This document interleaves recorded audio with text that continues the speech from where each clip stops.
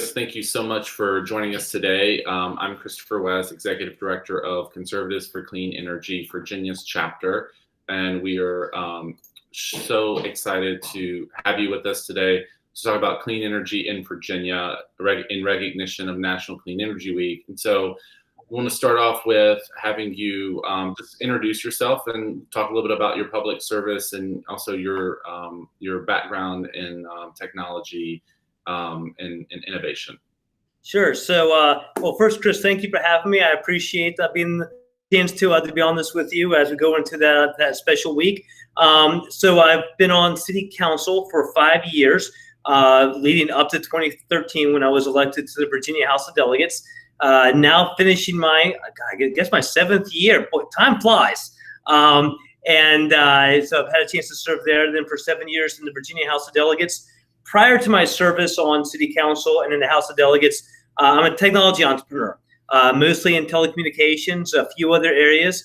But one thing that I was taught early on when I got involved in technology is with everything technology-based, something always occurs. Well, two things always occur. When new technology comes out, it always comes down in price. And efficiency of that technology always goes up. And obviously that is held true when it comes to clean energy technology as well, which is exciting because as things happen, you go over that threshold where the cost factor comes down so much that it really starts making more sense given the cost of the status quo and a chance for states to jump in and take advantage of things and become leaders. So we saw it you saw it out in California back when Silicon Valley took off. You know, that first computer was extremely expensive. Now there's one in everyone's pocket. And I think we're going to continue to see that same type of transition when we start talking solar power and wind power and stuff like that. Great. Yeah, absolutely. As we look at Virginia, their clean energy has taken off so much in the last 5 years, at least. There are now more than 43 Virginia companies that are committed to powering their operations with 100% clean energy.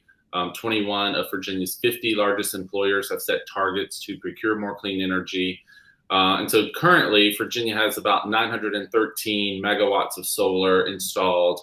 But as we look over the next 10, 20 years, there's another 10.4 gigawatts currently under development, and we know that will continue to accelerate. And as you mentioned, the cost of utility scale solar has dropped 73% in the last 10 years since 2010. So we'd love to hear just a little bit about why do you as a legislator, support clean energy development in the Commonwealth? Well, it's twofold. I mean, the biggest one, Chris, is what you just made mention of, which is that 73% drop in cost. Look, when I first was on City Council, we talked about solar, we talked about wind. We talked about the work being done in the Northeast, but the cost of a kilowatt hour was so much more expensive in the Northeast than it was in Virginia because of the proper decisions that Virginia had made, over the past decade, that the subsidy would have been through the roof to create that same type of R&D and innovation and as the Northeast did. But now that the cost has come down so much for clean energy alternatives like wind, like solar, that Virginia now is jumping in, and we're going to lead. And it's so important for Virginia and for legislators like me for two reasons. One, obviously we want to be able to produce clean energy for our Commonwealth and our nation. But secondly, we want that industry. I want the research and development and all those jobs that come with it to come to Virginia. Those are high-paying jobs. That, Chris, that's not the tail end of an industry. This is an industry that's just starting out that will be with us for decades and decades to come. And Virginia needs to lead when it comes to research and development there, and also the investment that comes with it into the Commonwealth to be a leader. And there's no better place to be than Virginia. We years ago when I was on City Council, the World's Conference on wind came to Virginia, on sea level rise came to Virginia because we're perfectly situated, in this area for that type of research to be done. We just need to capitalize on it. Yeah, absolutely. Thank you for mentioning offshore wind.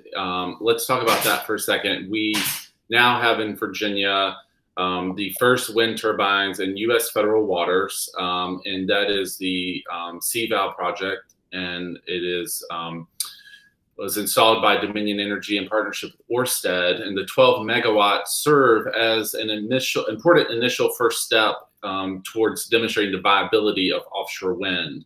And so as we look towards developing offshore wind in Virginia, let's talk for a second about what that means for sort of if we were able to lure that industry here, and how is Virginia strategically situated to bring that industry here? Well, I mean, first, I mean, just you look at our coastline, you look at, kind of the wind and how we're just perfectly situated for the production of wind energy. And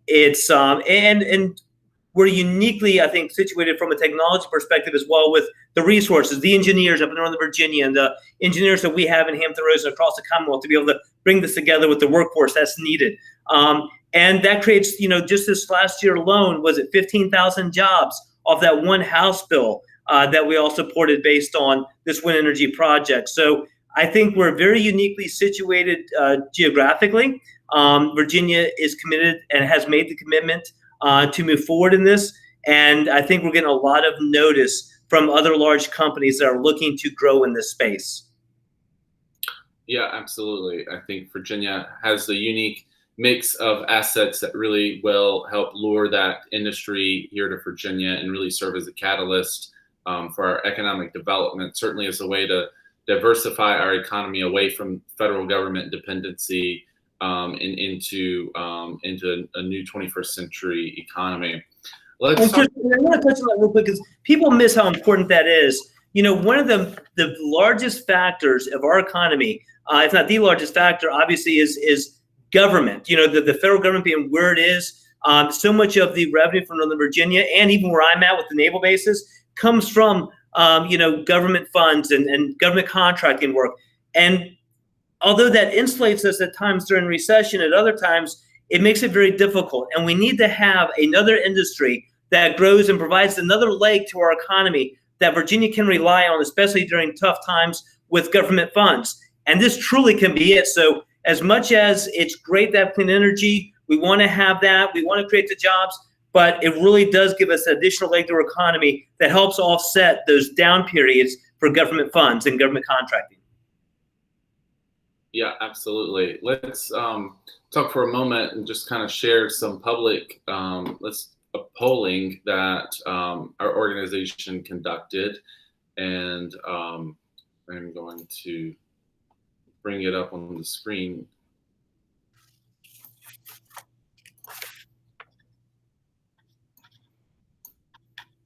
This sort of shares for a moment what Virginia voters and what Virginia citizens are thinking about clean energy. 66% want to put more emphasis on wind as a source of domestic energy, including a more than 2-to-1 majority of Republicans. If we go to the beginning here, 85% of Virginians support an all of the above energy strategy. And what we mean with that is an all of the above strategy that means lowering our heavy dependence on fossil fuels over time and increasing electricity generation from renewable energy and energy efficiency, and really driving that through smart, clean energy policies here in Virginia. 86% of Virginians think that we should give more businesses and consumers more choice about how we transition to clean energy, and giving them options and not heavy-handed government mandates. 82% want to put more emphasis on solar as a source of energy in Virginia. Right now, solar only represents, renewables in total only represent about 5% of our energy mix, whereas natural gas represents 41%, coal 20%, and nuclear a solid 30%. 90% of Virginians agree that we should accelerate the growth of clean energy so we can rely less on importing from other states and countries and really make that homegrown. As you talked about, the jobs here in the Commonwealth and the opportunities and the businesses that follow the supply chain, and making sure that we develop those here in Virginia and not just buying power and resources in other states.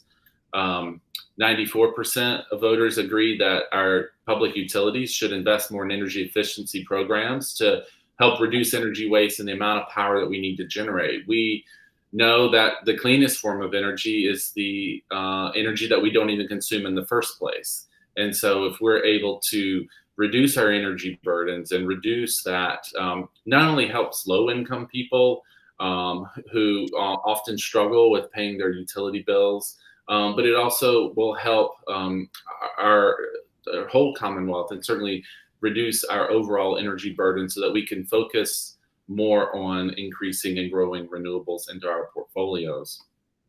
66% of voters want to put more emphasis on wind power, as we talked about earlier, as a source of domestic energy, and 2-to-1 majority of Republicans. And this really demonstrates that it's not just liberals or progressives that want more clean energy. It really is people across the political spectrum. Everyone believes that we should be embracing clean energy more.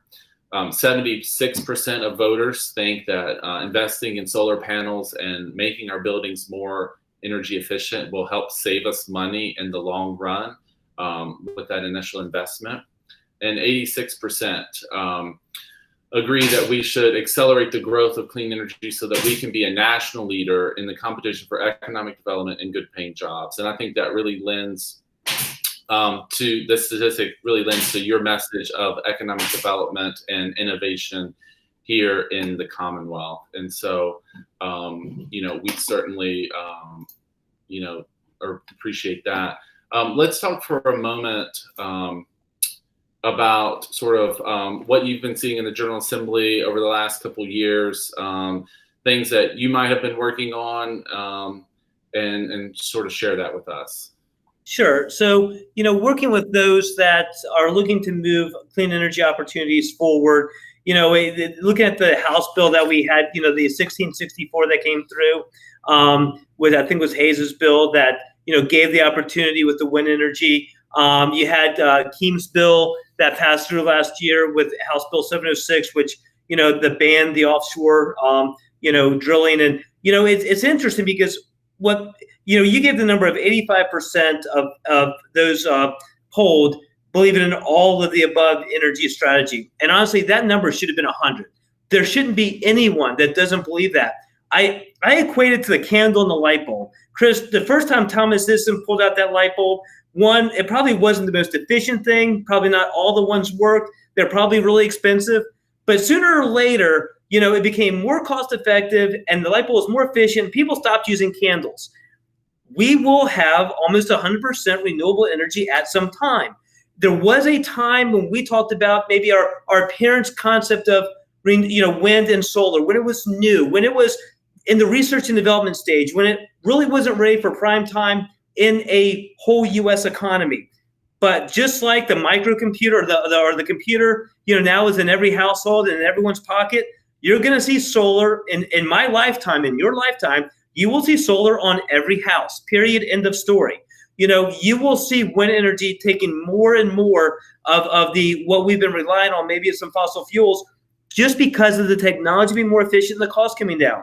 So, and that's what we're doing in the General Assembly with this legislation. Virginia doesn't want to go and subsidize significantly like years past to be part of this, but now we are investing in it because that industry is there, it's cost competitive, it's creating efficiency, and Virginia wants to be the place you come to start these innovative companies and create these jobs. And we're at the forefront of it today, and I think we can lead on this for decades to come. Yeah, absolutely. And we'll sort of close out with how do you see legislation and things coming up, and obviously we're in the middle of a special session right now that's focused on certain issues. But as we look toward the next General Assembly in years to come, what are some ideas and things that you would like to work on in the clean energy space, and things that you might focus your time and efforts on? Well, I'd like to get rid of some of the barrier to entry situations that exist out there. I like to, sometimes it's at the local government level, where there's restrictions on what you can do, even on private property. I'd like to look at maybe a little bit more at some of the net neutrality scenarios to help, those with smaller pieces of land be able to utilize that to kind of grow the opportunity there for them. I like to work with the industry on not just being the place, Chris, where we bring people in to do the manufacturing for wind and solar stuff, but also the research and development now. Obviously, you go up to MIT, and MIT will tell you the reason all those companies, all the surrounding companies are there, is because of all that R&D that's there. They want to be the first to see it. They want to see it as it's being creative, and they want to be on that first level. That's what I want to be, or want Virginia to be, for renewable energies, for wind and solar. I want those companies that want to be on that bleeding edge of this industry to have to locate in Virginia, because that's where the R&D is happening. So I think if we can bring all that together, people will be talking about Virginia being the place for a very long time. Yeah, absolutely. Such great ideas. Well, Delegate Davis, thank you so much for joining us, and thank you. Next week, we'll be recognizing National Clean Energy Week here in Virginia. We appreciate the opportunity to talk with you and hear your thoughts on clean energy, and we'll look to continue to engage with you over the next year to help advance clean energy in the Commonwealth. Well, Chris, thank you for all you and the organization's doing, and please let me know if I can be of help. Thank you so much. Thanks.